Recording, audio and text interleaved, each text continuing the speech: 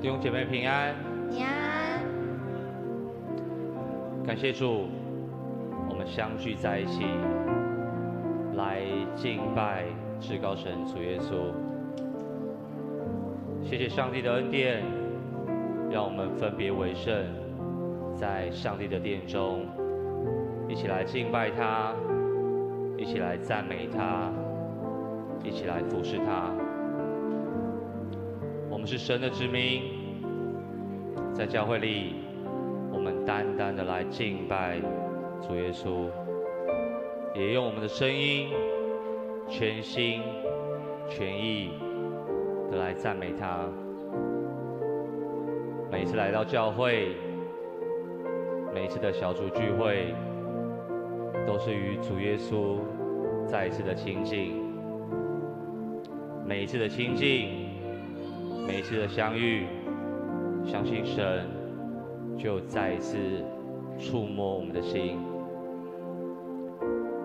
上帝教导我们要常常喜乐，不住祷告，要凡事谢恩。谢谢主耶稣的爱常在我们心中运行，让我们成为一个有温度的人。在这里，因为被神的爱来充满，每个弟兄姐妹，我们彼此关心，互相的来祷告。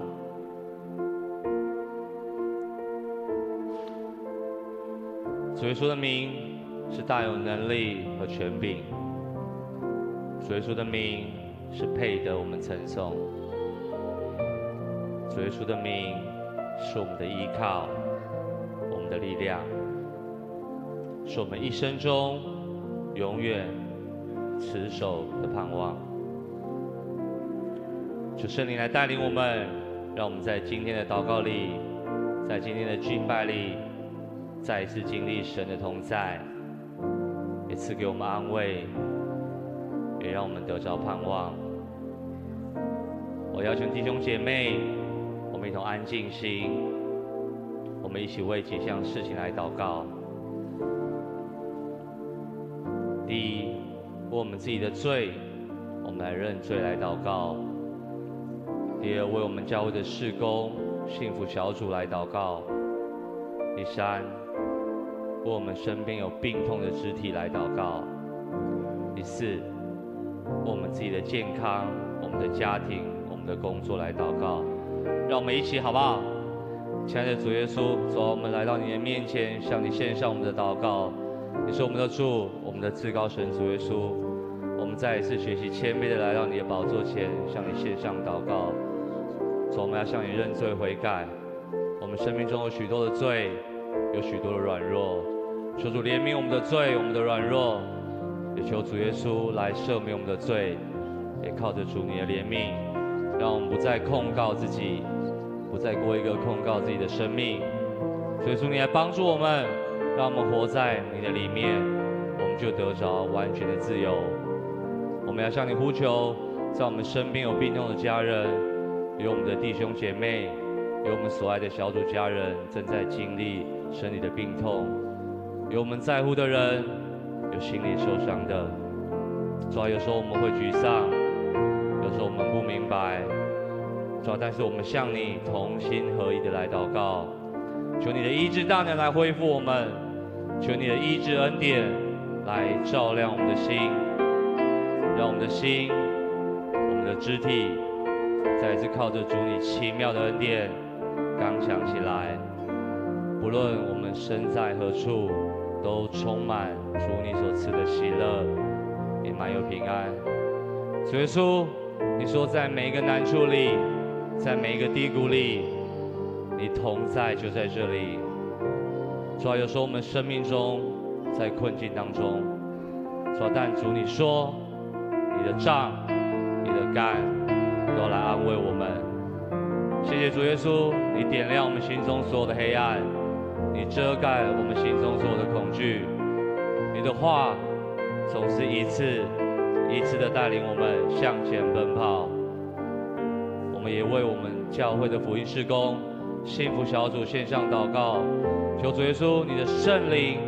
就来带领这些 best，在参加幸福小组的过程当中，有更多更深的来认识你，也被你的爱来触摸。主耶稣，谢谢你，让我们知道祷告是有力量的，祷告是充满盼望的。让我们在每一次的祷告当中，来经历你的同在。你是我们生命中的光，是我们的拯救，你也为我们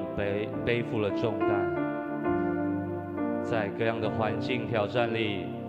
你成为我们生命中的磐石，也成为我们的避难所。你是全地的救主，你是全能的救赎者。谢谢主耶稣，你垂听我们的祷告。我们这样祷告是奉耶稣基督的圣名所求的，阿们。我邀请会众，我们一同站立，我们一起来敬拜主耶稣。主，我们要来仰望你，我要用我们的心来唱。在光中你走向我，点亮我里面的黑暗光景，洗去我的软弱，你接近我的生命，拥抱我如同至宝在你怀里。你走入我的生命，遮盖我心中的所有恐惧。你是我的一切，主，我单单依靠你。我要抬起头，定睛来仰望你。所以说，我们要来敬拜你。我们单单敬拜你，让我们在主里欢喜，用尽我全心全意，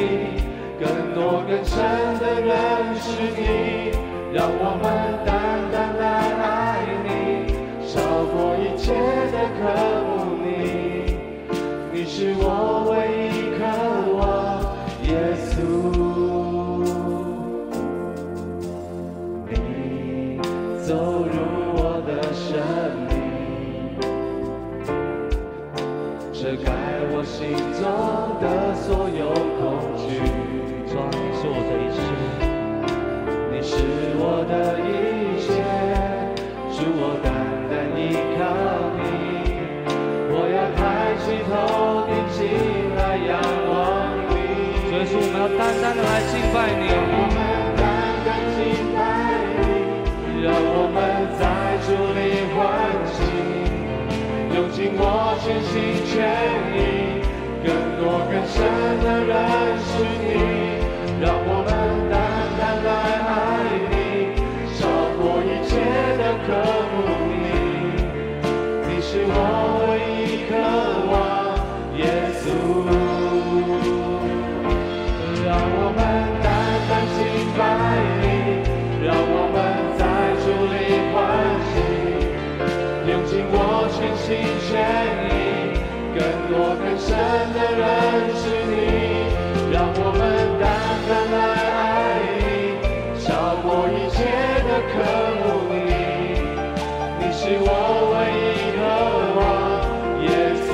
所以说，我们要单单的来敬拜你。我们单单敬拜你，让我们在主里欢喜，用尽我全心全意，更多更深的认识你。让我们单单来爱你，超过一切的渴慕你。你是我唯一渴望，耶稣。所以说，谢谢你，是何等的恩典，让我们一生当中都有你来带领。主要在每一个难处低谷里，我们要深深的渴慕你。主要在这个爱的路程里，我们要单单的来依靠你。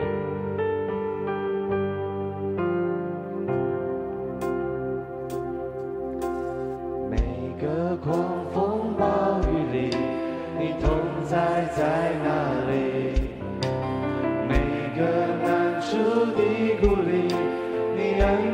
在哪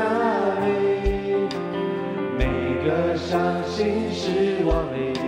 你爱我爱到底，在你爱的光中，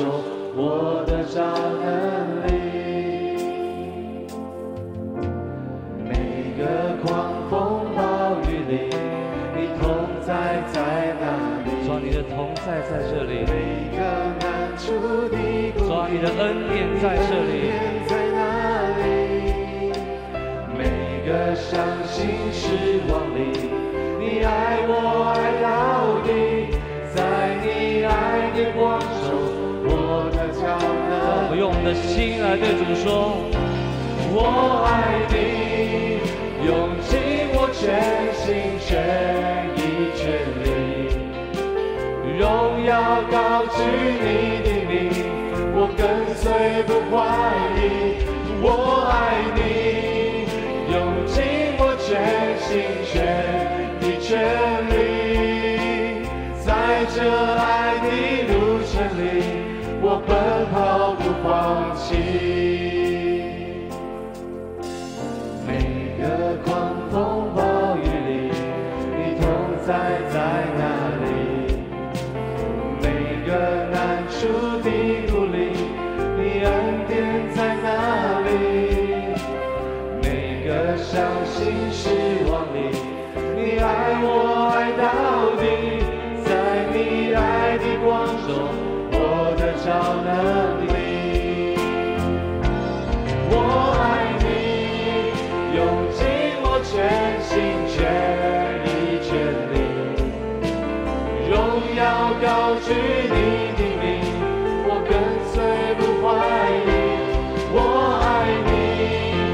用尽我全心全意全力，在这爱的路程里，我奔跑不放弃。那我们一起来宣告：思念受敌，绝不被困住；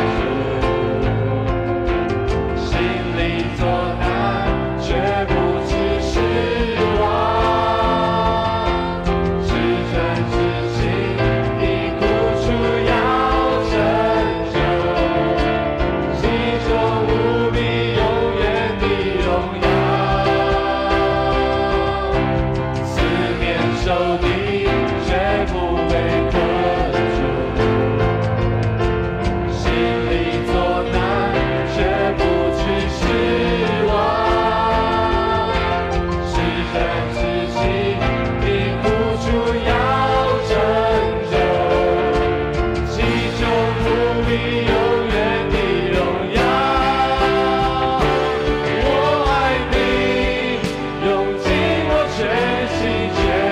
意全力，荣耀高举你的名，我跟随不怀疑。我爱你，用尽我全心全意全力，在这爱的路程里，我奔跑不放弃。何等恩典，你竟然在乎我；何等恩典，你宝血为我流；何等恩典，你以尊贵荣耀为我冠冕，我的罪必充满赞美。何等恩典，你竟然在乎我；何等恩典，你宝血为我流；何等恩典，你以尊贵荣耀为我冠冕，我的罪必充满赞美。耶稣的宝血是大有能力的，神也给我们可以宣告的力量，用我们的声音来宣告，所有的捆绑都要离开我们。阿们吗？重担要离开我们，恐惧要离开我们，在爱里我们没有惧怕，一切的拦阻，耶稣为我们挪去。阿们吗？不好？我们一起举起我们的手来宣告，我们一起大声的来宣告：你挪去我所有的捆绑，你挪去我所有的重担。哈利路亚！走到你的面前，让我们一起来宣告。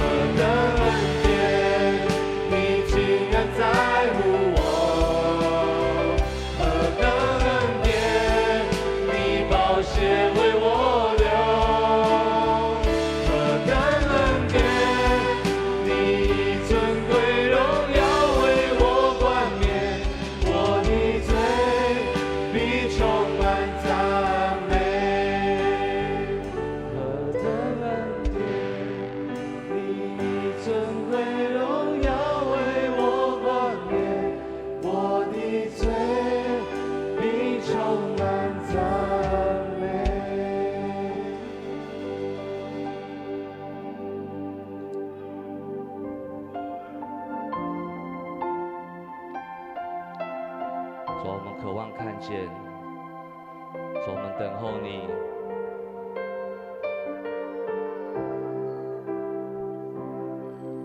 我们等候主，不住寻求你面，昼夜的祷告，为这时代呼求，这恶来垂听。谦卑悔改声音，愿救赎和灵智引导彻底。我渴望看见你的荣耀彰显，像云在围绕，充满在这地。神灵如风里吹进每个枯干的心灵，我们灵魂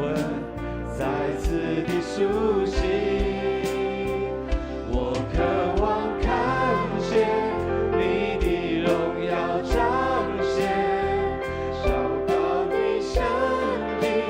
如水不停息。父亲会转向儿女，儿女会转向父亲，每个时代何以敬拜你。我们渴望看见，我们要回转的来爱你，我们要合一的来敬拜你。才围绕充满在这里，生命如风里吹进每个骨干的心灵，我们灵魂再次的苏醒。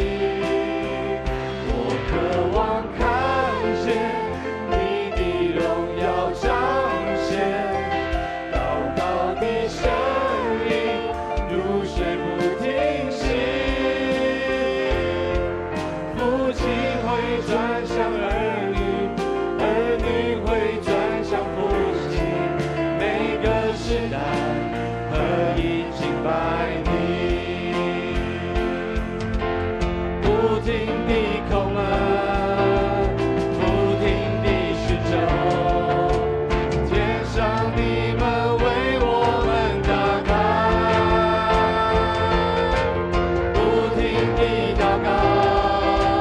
不停地呼喊，不求复兴领导这时代。我们在狂奔，我们在寻求，天上的门为我们打开。我们在祷告，我们全心来呼喊，我们在呼喊，你复兴这个时代，不求复兴领导这时代。我渴望看见你的荣耀彰显，像云彩围绕，充满在这地。神灵如风里吹进每颗骨感的心灵，我们灵魂再次地苏醒。我渴望看见你的荣耀彰显，祷告的声音如水不停息。父亲会转向儿女，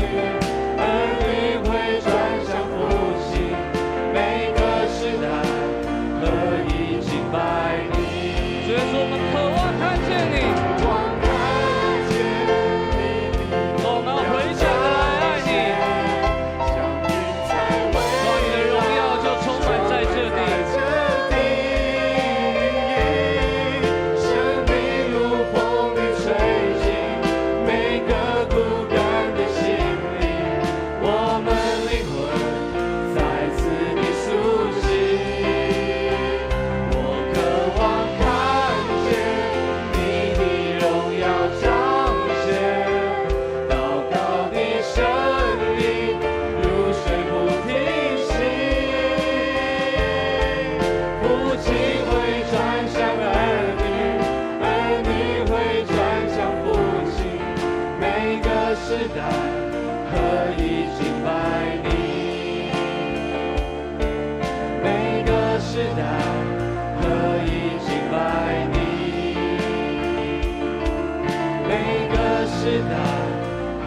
以敬拜你。哈利路亚。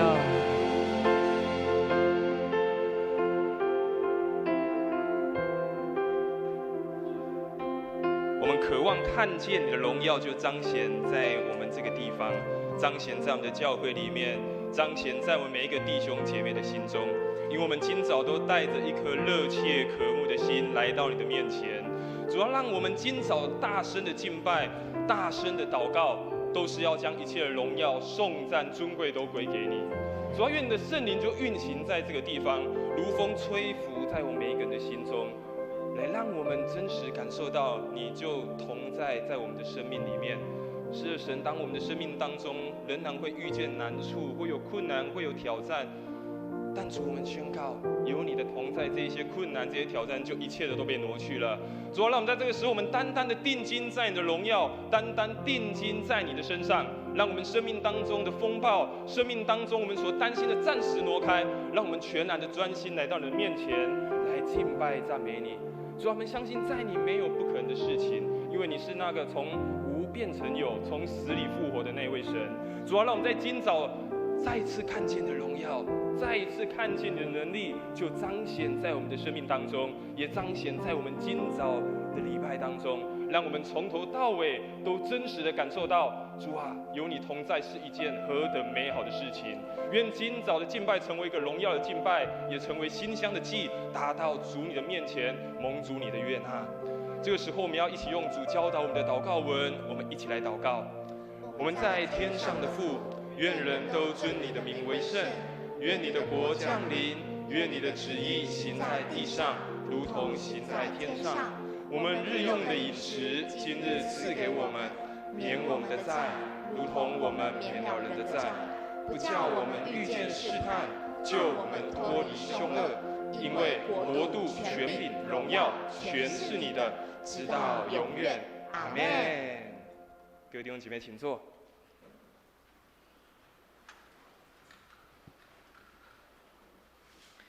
恭颂上帝的话，上帝的话记载在《使徒行传》11章19节到26节，我们一起来念。这时候，信徒因司提反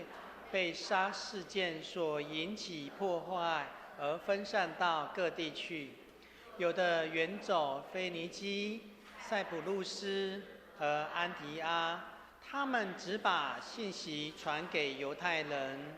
但是有另一些塞浦路斯和古利奈的信徒到了安提阿，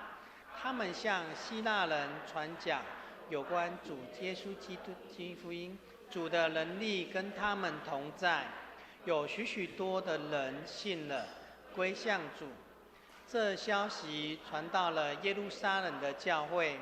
他们就派巴拿巴到安提拉去。巴拿巴到达的时候，看见上帝赐福给那边的人，就很高兴。他劝勉他们，要大家专心一心更靠主。巴拿巴是个好人，被许多圣满，有坚强的信心，于是有许多人信了主。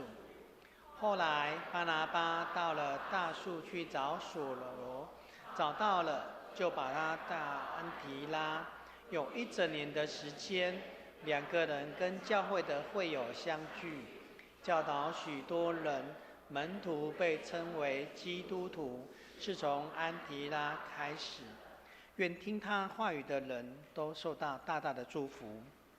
赞美颂扬诗班今天所要赞美的诗歌是光明及美丽。吟诗后请黄牧师讲道，他所要传讲的讯息是成为影响力的教会，请我们恭敬来领受。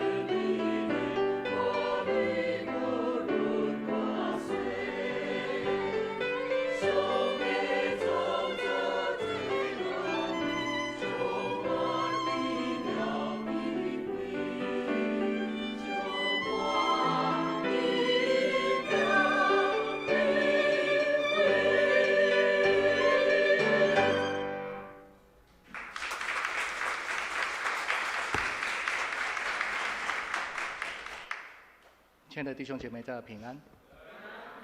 很高兴有这一份的恩典能够来到我们当中。此时此刻，我们能够在神的面前，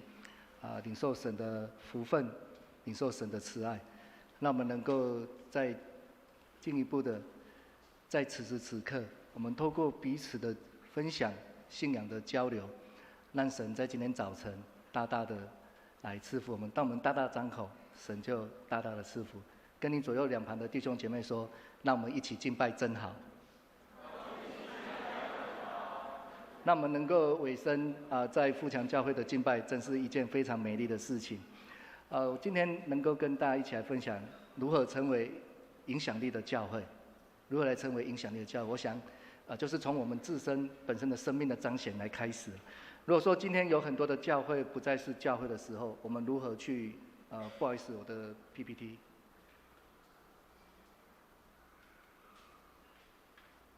好，没关系，在等待的过程中，OK， 好。我们要如何去定义还有理解什么是教会？我相信很多人可能不太会去想这个问题，因为或许我们从教会以前就已经存留在这样的一个社区的当中，我们可能就已经生活在教会的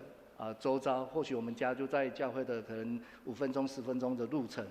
也就是说，等于是在我们的生活的范围里面。但是今天我们在诠释或是认识教会、理解教会的定义还有认知，或许我们有很多人有不一样的一个看见、不一样的认识。但教会有可能渐渐会形成一个单位的名称。什么是单位的名称？譬如说有职场教会网络虚拟教会、有 AI 教会等等。那这些名称的教会反而会让人误会、误导。难道教会2个字只是个单位的组织的名称吗？但我相信我们对教会的认识并非是如此，因为从教会本身来定义，什么是重生而得救的基督徒的团体，是一群敬拜真神上帝、连结于基督的生命，能够活出基督的教训还有真理，并能够完成基督所托付的使命的这样的一个团体的当中。所以我觉得教会并不是一个社区的组织的单位，而是基督的身体。就如同我们所理解圣经上所形容，你们是基督的身子，并各自做肢体，连结于基督的肢体。当我们讲教会2个字的时候，我们要深入的去了解它的本质、它的内涵。教会是基督的身体，是一群能够活出基督生命的基督徒他所组成的。为了要效法基督、学习基督而活出基督，而同心合意聚集来侍奉的团体，是一种生命的共同体。所以我们常常去思考一个问题，什么的问题？当我们教会的侍奉团队，将我们教会的组织，我们是否已经偏离了我们所原有跟随神的使命，跟随上帝的一个意向？如果我们有稍微偏离的时候，我们就应该回到神的面前，因为我们的组织需要更新，而不是意向跟使命去迁就于组织。但实际上，当我们的团队、当我们组织变大的时候，我们就需要我们的计划，我们有生存的压力，我们有服事的压力，所以就会影响到我们思考的模式，所以我们才会有组织的产生，一群人的聚集在一起。所以我们的组织、我们的信仰，我们需要的去换新，需要去更新，唯一就是回到神的面前，来回想我们的使命、我们的意向。若不能满足符合基督所给予我们教会的本质与内涵的时候，即便我们称之为教会，也都不能完全是基督的教会。今天教会面临到一个很关键的挑战，就是教会到底还能不能纯熟、纯正的真理的信仰，来成为基督的教会。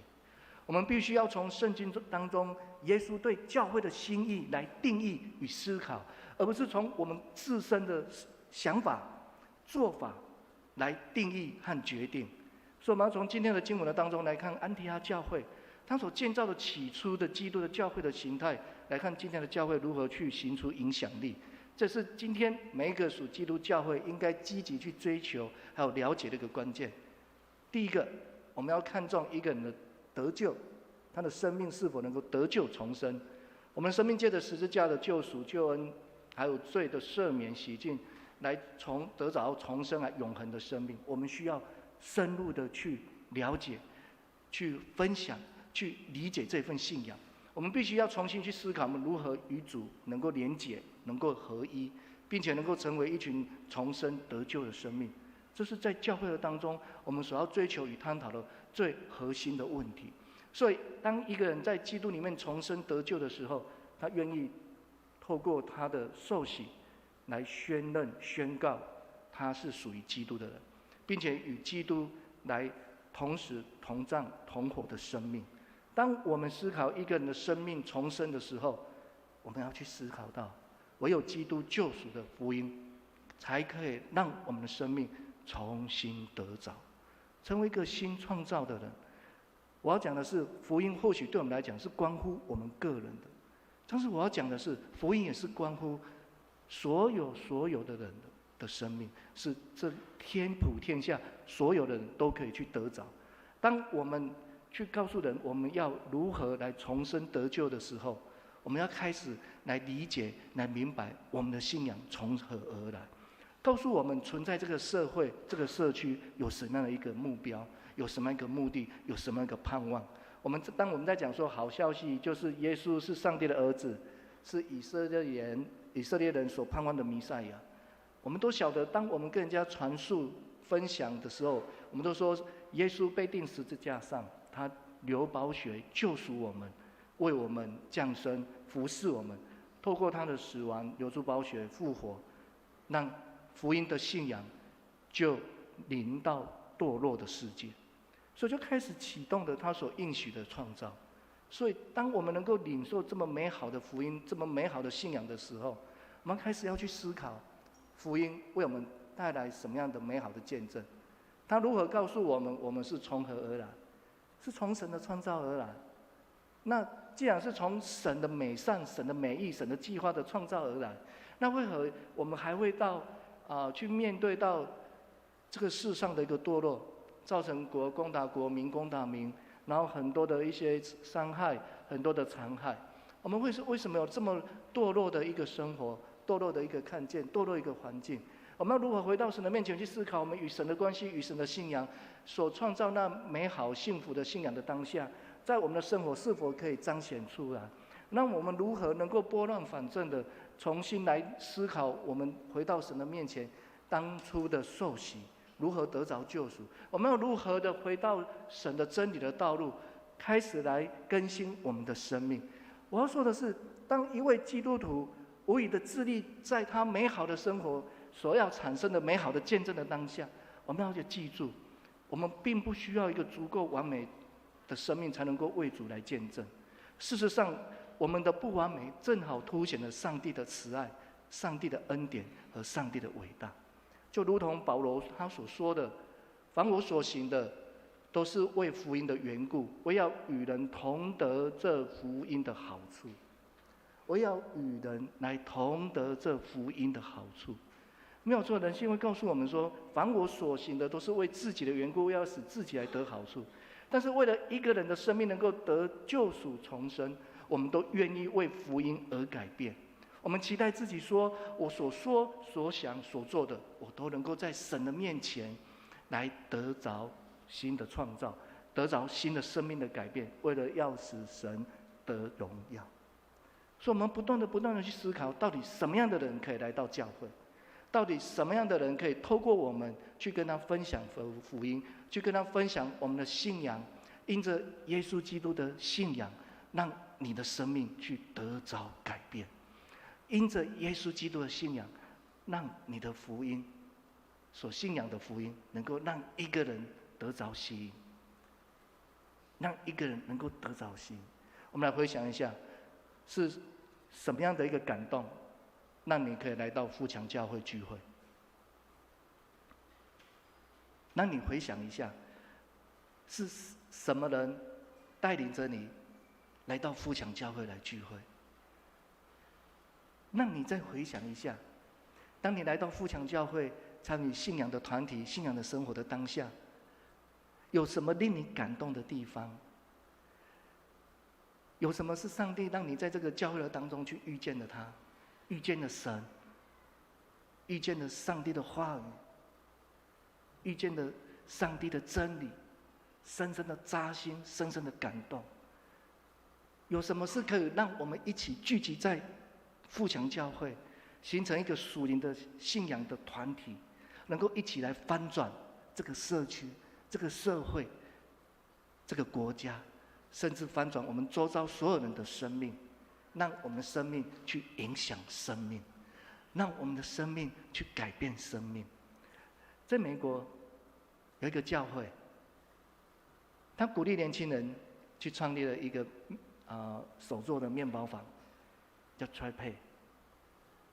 他们就不同的族群的当中，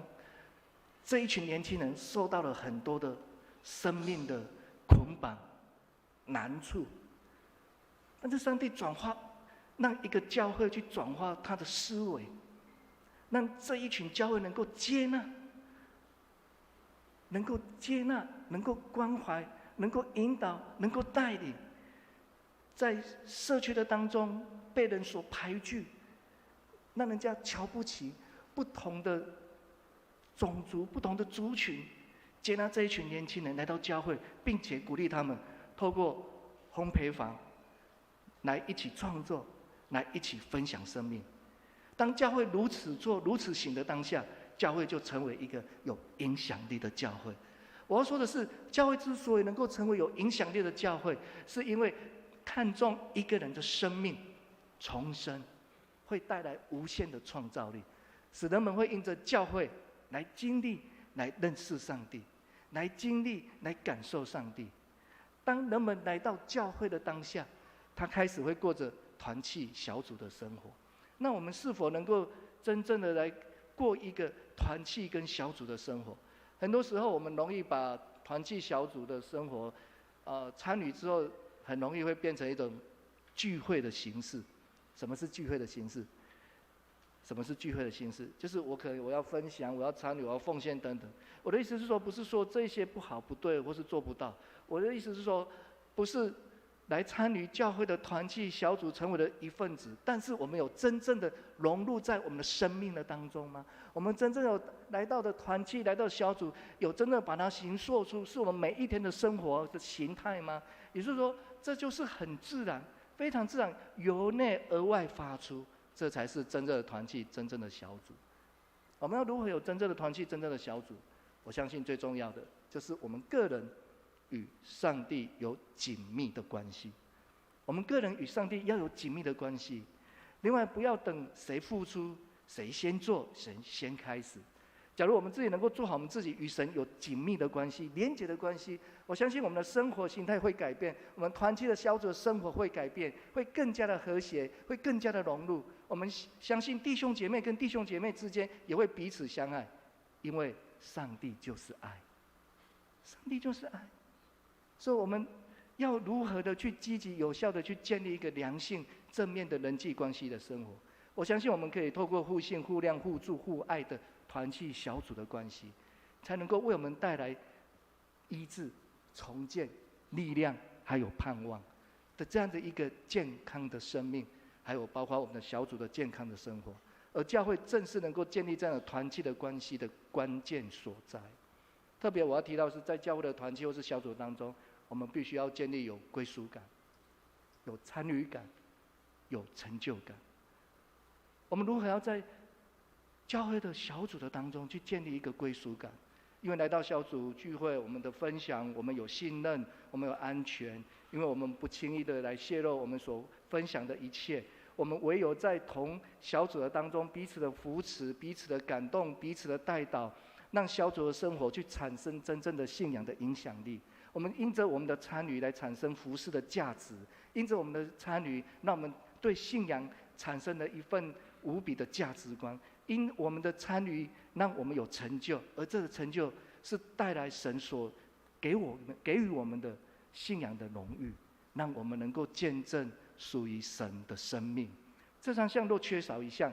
关系就会变成一条线的状态，所有的关系就会不稳定。若只有其中那一项，那么其中的人，这个过程里面随时有可能会有小组的成员来离开。倘若这三项都不存在，那人与人的相处互动的关系就根本就不会有关系。也不可能会存在有任何的关系。所以，一个健康的团契，一个健康的小组，除了刚刚所讲这3个归属感、参与感还有成就感之外，我相信我们也必须要具备一个理性、感性还有灵性的3面的生活，才能为我们的身心灵带来医治、带来支持、带来激励。当耶稣对着门徒说：“如今我对你们说，我要赐给你们一条新的命令，乃是叫你们要彼此相爱。我怎样爱你们，你们也要怎样彼此来相爱。你们若有彼此相爱的心，众人就会怎么样？众人就会认出你们是我的门徒了。”所以，彼此相爱是教会团契里面一个很重要的核心的生活。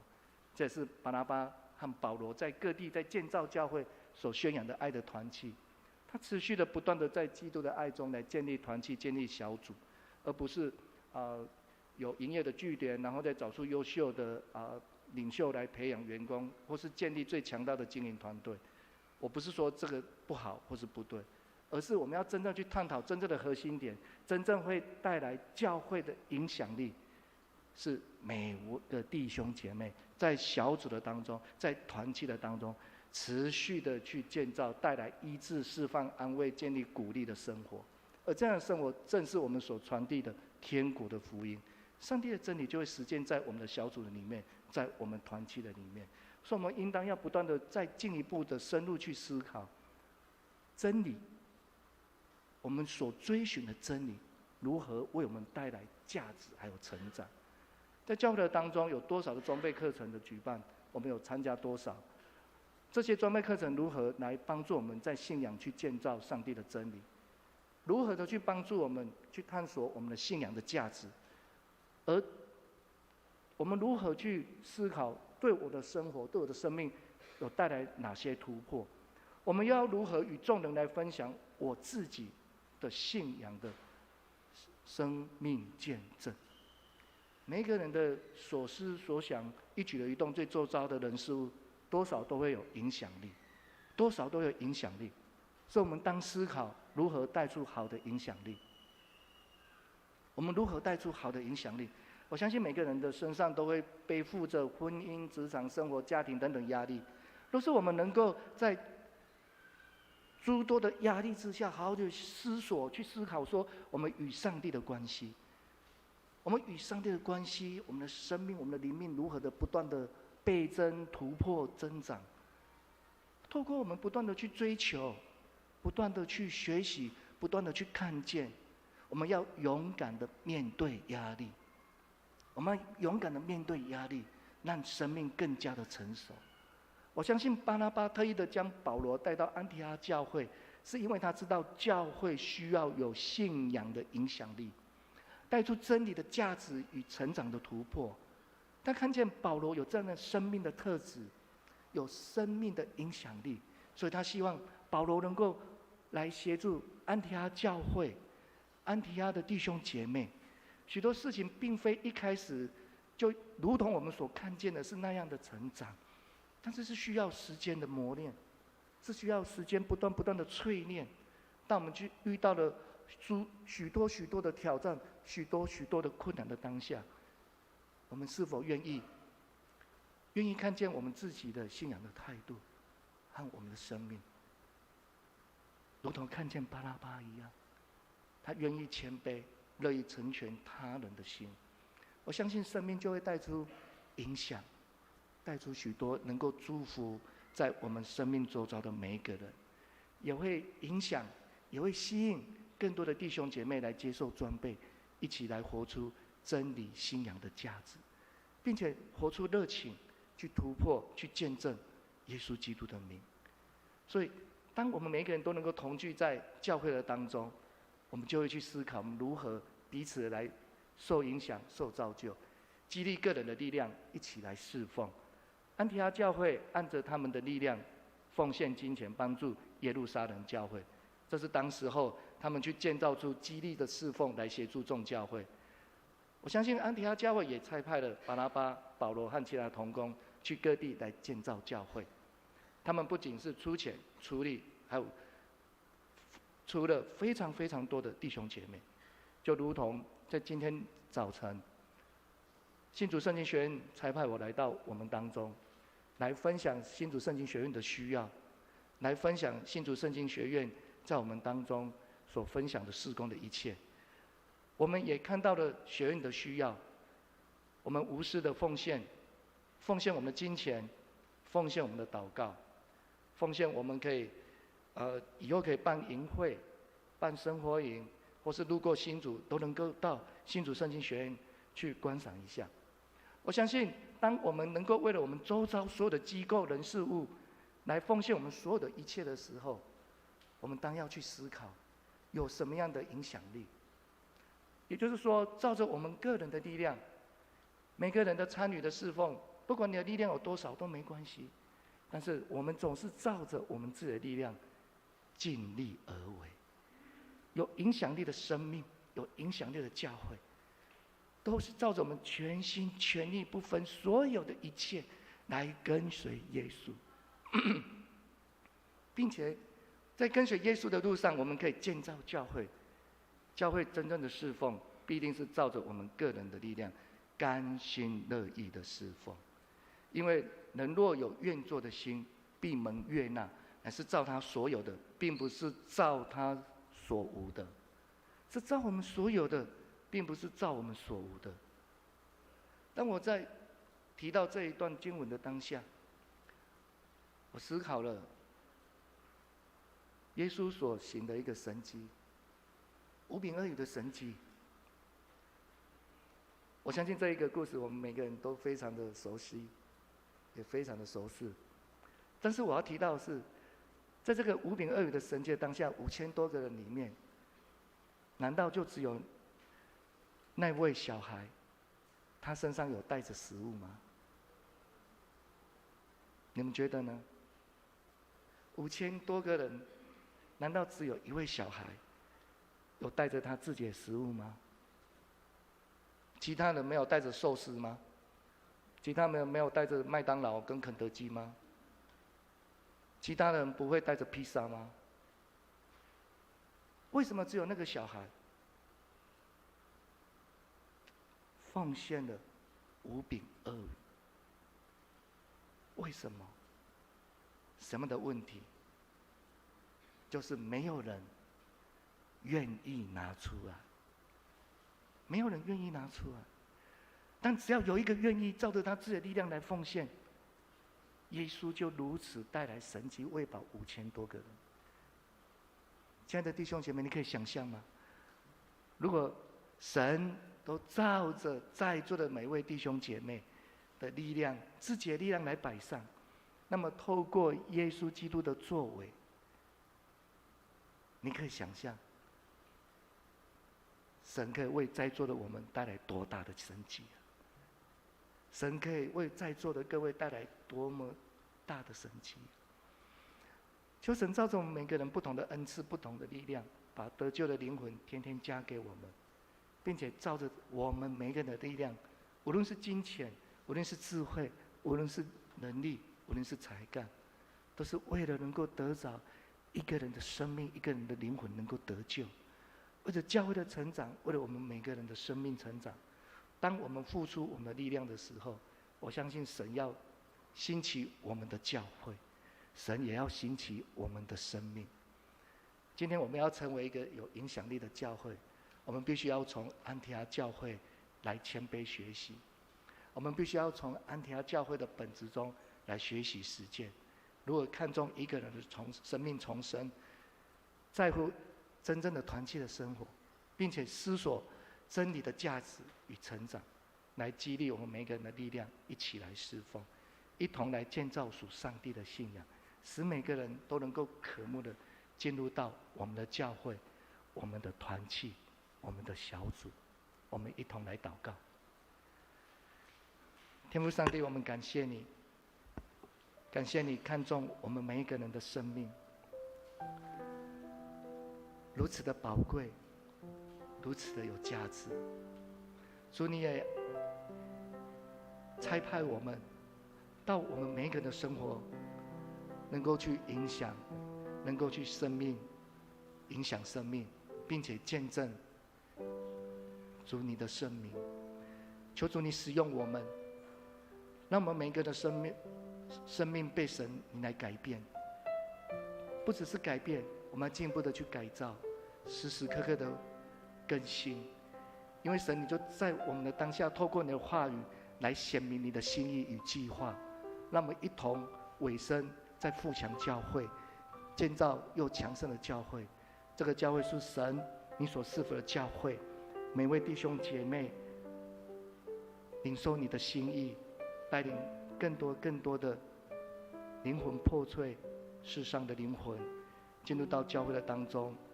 来领受主你的真理。求主你来使用这个教会，当每位弟兄姐妹渴慕的大大的张口，主你就大大的充满，让这个教会是属神的教会，见证荣耀神的教会。祷告奉主耶稣基督的圣名，阿们。好不好？此时此刻邀请大家，我们一同来观赏新竹圣经学院所为我们带来的一段的影片。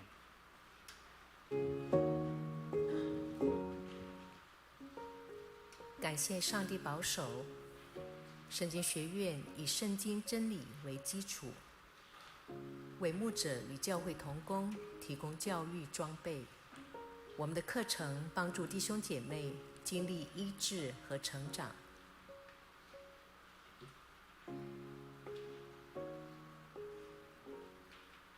针对牧者同工提供灵修与进修。传道人平常都非常忙碌的服事，因此更需要进修。主圣设计多元课程，包括圣经诠释、讲道、牧养关顾、宣道、牧者的自我认识和灵命成长。透过讲师与学员的互动，帮助牧者们重新得着火热心志，忠心回应上帝所托付的使命。针对信徒和上帝的关系，学院借着不同的基督教灵性课程和工作坊的设计，深化丰富灵命的旅程。例如，举办生态灵修体验营，我们邀请英国的 Bookless 教授带领我们探讨后疫情时代如何关心上帝所创造的美好世界。我们举办第1届基督教教育博览会，主题是重返福音现场。在当代基督教艺术工作坊，邀请基督徒艺术家分享在日常中用艺术表现信仰的敬虔，借着规划4个艺术类型的展览空间，引领与会者重返福音现场，与自己对话，完成一幅心灵艺术的信仰展演。牧者高峰会，我们邀请牧长们在高峰路上相会，将牧养作为一趟门训旅程，就会发现陪伴对象越多，所需要的策略也越多。在这个不断变动的时代，第一线的牧养与信仰教育者必然都努力寻找与尝试各种方法和工具，期待能够更有系统、更有深度的服事。针对教会需要，我们设计各种深度灵性课程和工作坊，并负责课程的内容带领与专讲。欢迎有需要协助的教会或机构，将您们的期待告诉我们，一起来规划培育课程和活动，透过具体的服务，迈向愿你旨意在地，在我们的教会机构如同在天的祷词。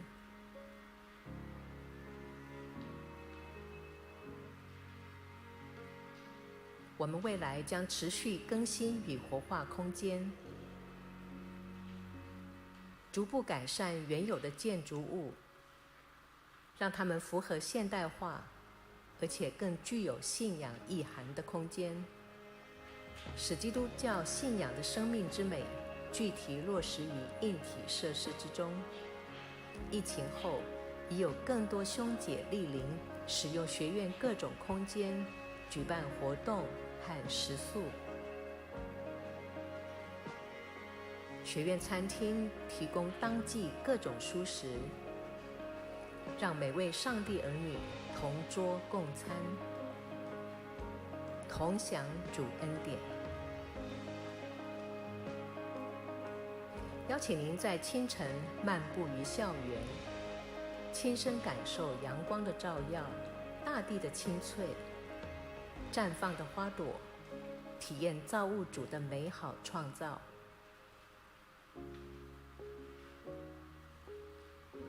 圣经学院的事工是上帝美丽的事工，在这里可以跟上帝相遇。邀请你跟我一起用奉献来支持圣经学院的事工，继续为圣经学院关心代祷奉献。感谢。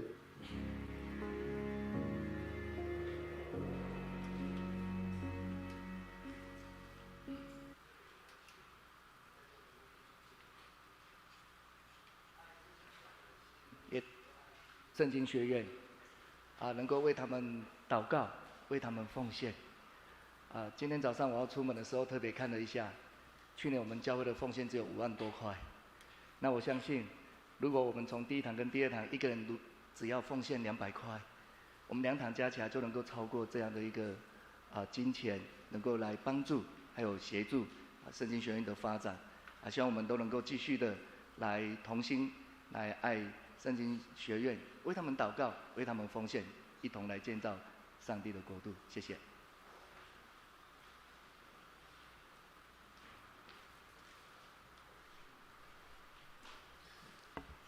我们再次感谢今天早圣父牧师带领我们一起来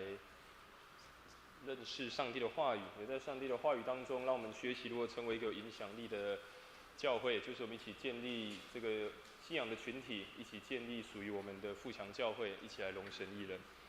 这时候我们要一起来唱一首回应的诗歌，这首诗歌叫做《爱中相遇》。我们一起来唱这首诗歌，我们坐着唱就好。之后我们唱这首诗歌，我们就为了几件事情，我们也一起同心合意来祷告。我们一起来唱这首诗歌《爱中相遇》。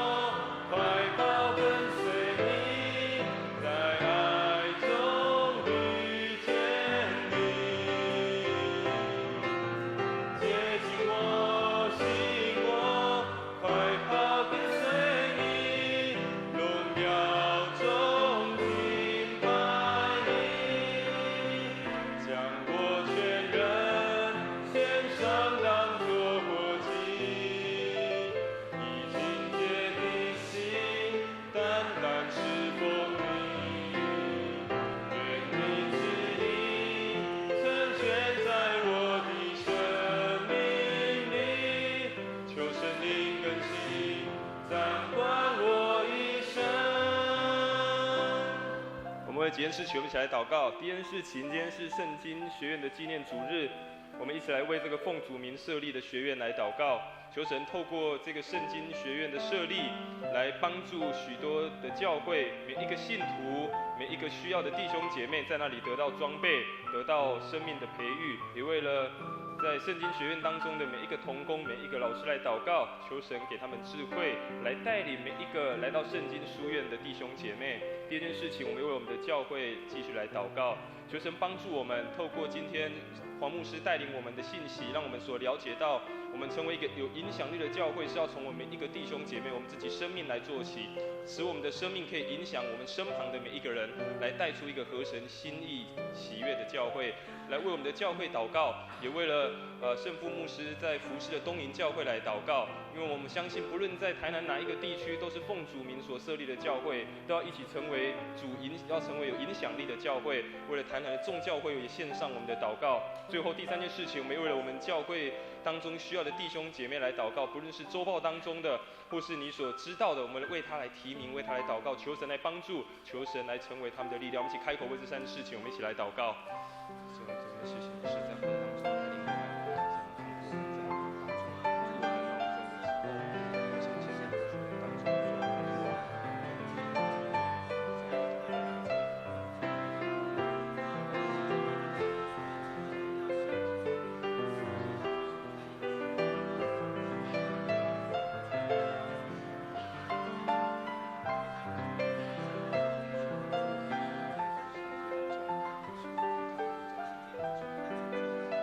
亲爱的父神，我们在这样的面前向你献上我们的祷告。主，你让我们在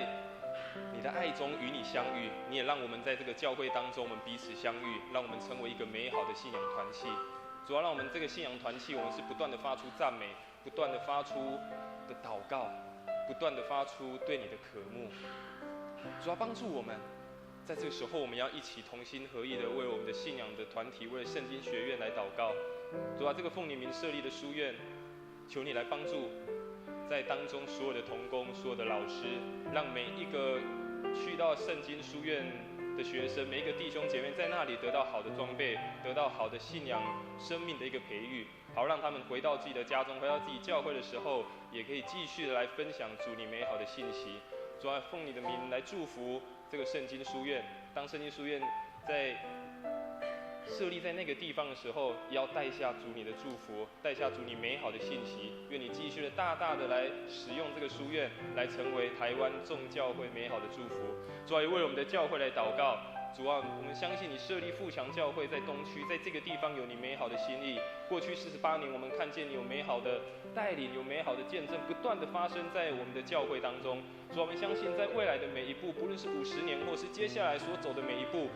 你要让我们继续的看见你所带领我们所经过的道路。主，我们相信你是一个做新事的神，当我们教会不断在前进的时候，你就让我们看见你新的作为。主啊，也不仅让我们看见你新的作为，你也来更新改变我们每一个弟兄姐妹的心思意念，好让我们每一个人真实的成为一个有影响力的人。这样你的祝福就带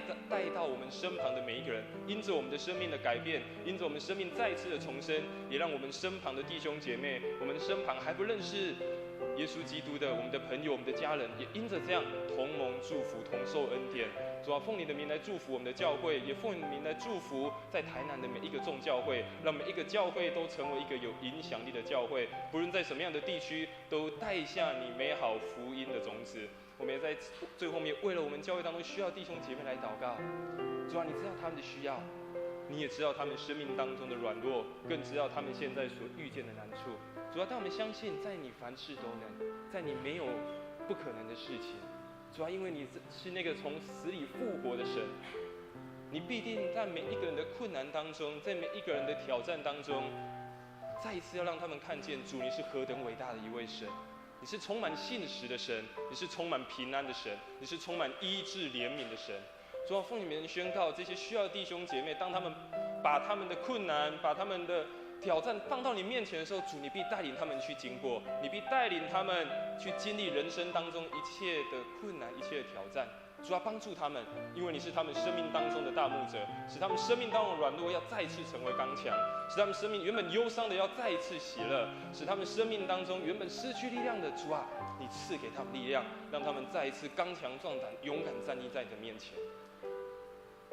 主啊，愿你带领我们每一个弟兄姐妹，与我们同在，与我们同行，让我们所走的每一步，我们所经历的一切，都有你与我们同在，看见你美好的应许，美好的祝福。这是我们同心合意的祷告，奉主耶稣基督的圣名来求，阿们。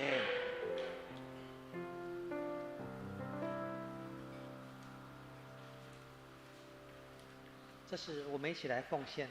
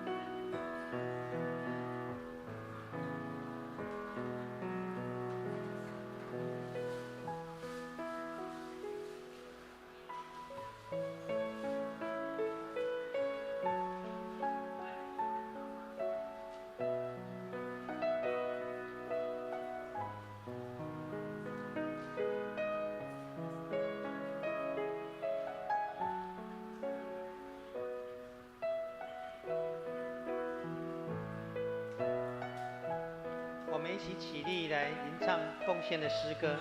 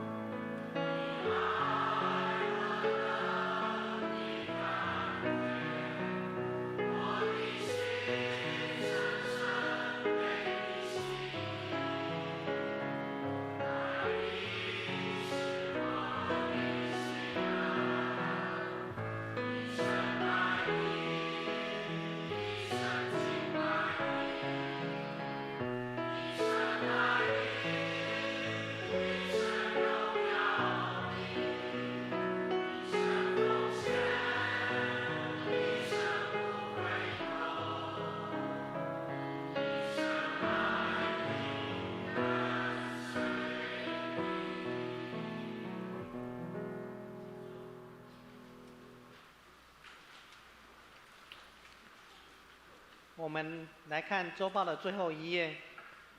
我们来念本周的金句。我们一起来念：为义受逼迫的人有福了，因为天国是他们的。马太福音5章10节。我们再念一次：为义受逼迫的人有福了，因为天国是他们的。马太福音第5章10节。请会众我们一起翻开我们周报的第2页。下周的主礼曾牧师，司礼是叶山颖执事。我们看一下周报的第4页。我们看一下周报本会消息的第3点。本会定于今日的下午2点举行吟诗漫游地球村的讲座。那时间是2点到5点，由骆维道牧师跟苏慧珍牧师夫妇前来主持，他会带领我们会众跟我们一起参加的朋友们来吟唱我们富强50喜年的纪念歌。那我们的骆牧师今年刚获得第35届传艺金曲奖的音乐特别贡献奖，这是很高的殊荣。那我们再看一下第6点的其他消息。第2期的奖学金的申请，凡符合资格的，请到办公室索取报名的申请表格。今日就截止咯，所以请要报名的请赶快等一下下午，等一下结束后去1楼拿表格。那第2点是长职首席联谊会在9月22日的1点半召开，请联谊会的长职、执事跟服事的首长预备心参加。那有报告提案或要请假的，请在9月19前交给秀婉干事。我们看一下第5点，门徒的私域培育的消息。好，那第1点是50喜年的祷告书的见证的邀告，请有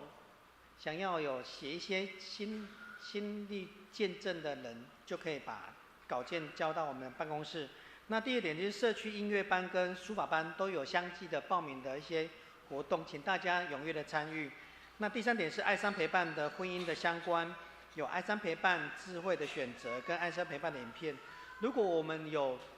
邻里或者是有朋友需要的，也可以把这个讯息分享给他们。那再来我们看一下牧期跟传契的消息。第2点是主日学的消息是，儿童主日学目前尚缺音乐事工跟高年级的老师，请有感动的兄弟姐妹请报名参加。真的，大家是需要大家的相互的扶持、相互的扶持。那我们看一下第7点，肢体交通的那个第3点，新罗医院有举办宠爱爸妈的健康的健检的专案。事实上，我们都在外，或者是父母亲也没有在身边。事实上，我们可以把我们的父母亲交给新罗医院来照顾。那这个健检活动，事实上，如果因为我们自己都有公司的话，都有在健检。但是有些长辈都没有在健检哦，我们不能姑息，也不能不看见。像4大 SI 还有相关的，我们请大家一起携手来照顾我们的长辈。好，以上我们请夏牧师来做报告，谢谢。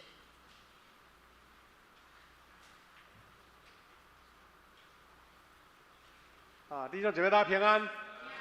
我们很感谢我们的黄牧师呢，今天特别跟夏牧师交换讲台他来到我们这边讲2堂，牧师只讲1堂所以他比较体力不，那叫发挥一点。我们给他拍一手，谢谢他，谢谢他。我们也继续为东宁教会在黄牧师的带领之下教会事工各样都大大的成长那有1、2张图卡，我做一点强调就可以第一个就是刚刚有讲到银丝漫游地球村那我们都知道这个骆维道牧师刚刚上个礼拜而已才获颁我们这个台湾我们这个整个国家的一个金曲奖这个金曲奖的这个特别贡献奖很难得他在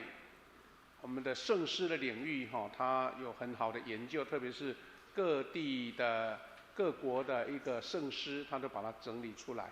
所以呢，如果大家对这个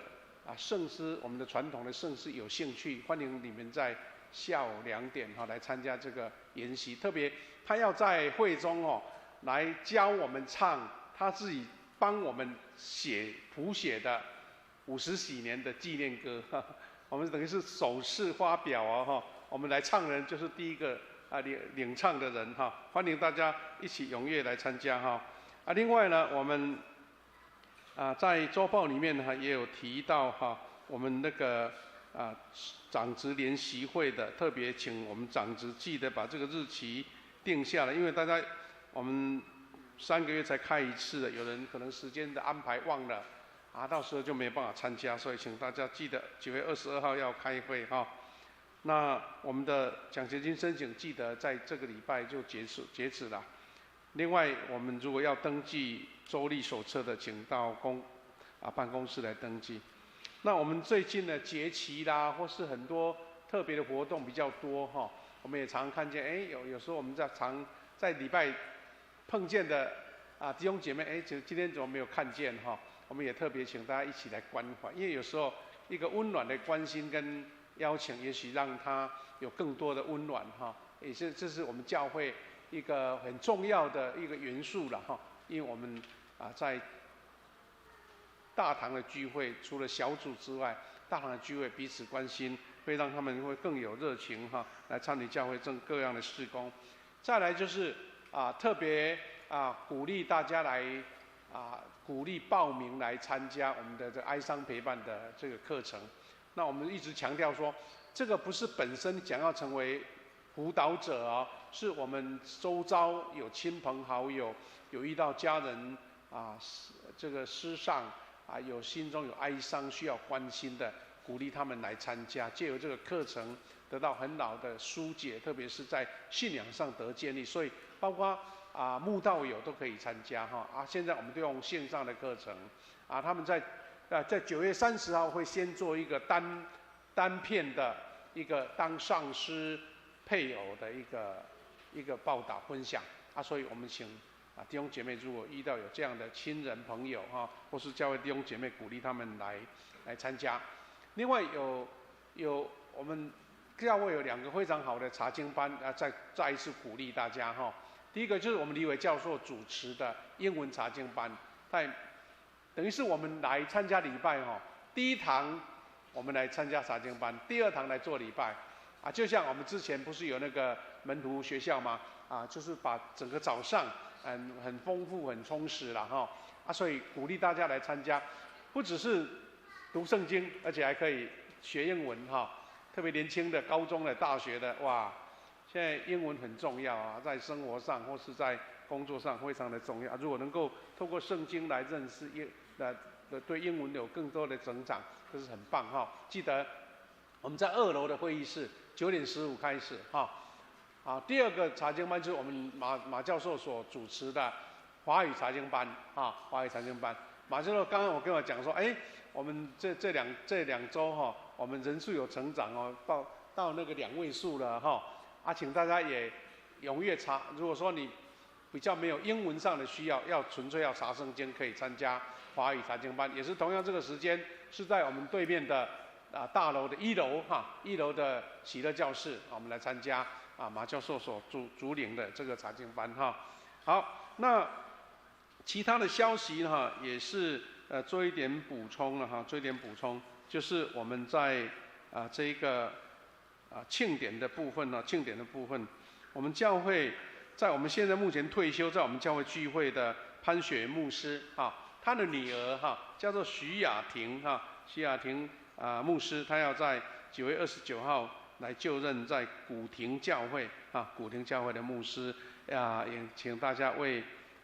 我们那个潘牧师的女儿在那边的服事来代祷愿神赐福大家再次邀请我刚刚也听到一个消息，我们在聚会的瑞玛姐妹站起来一下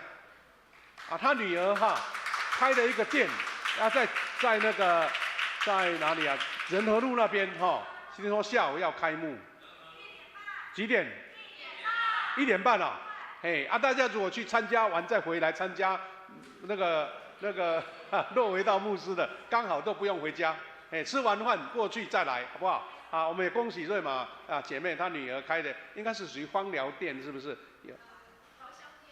对很好而且很近骑机车就到了。我们欢迎大家有空去逛一逛谢谢。好，请坐，谢谢。我们一起来唱颂咏的诗歌《我的神，我的王》请以后唱完，请黄牧师祝祷。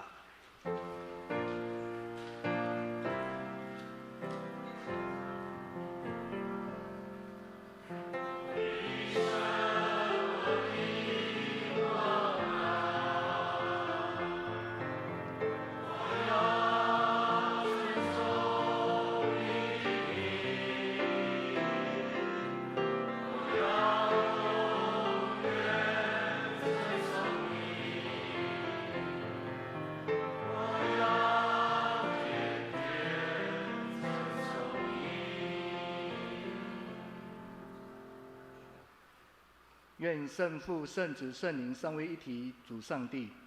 所赏赐给予你们平安、恩惠与慈爱，从今时直到永永远远。阿们。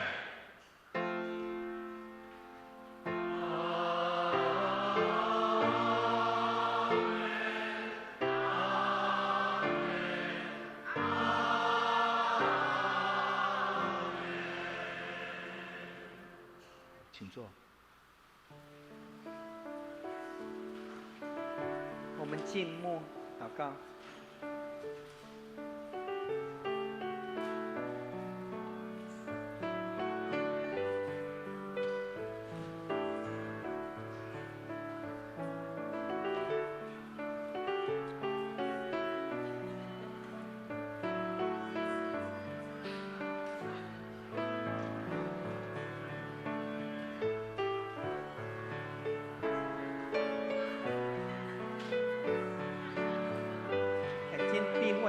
今天就到这边，请大家可以相互的联谊，然后也可以到我们3楼的爱心午餐用餐，谢谢大家。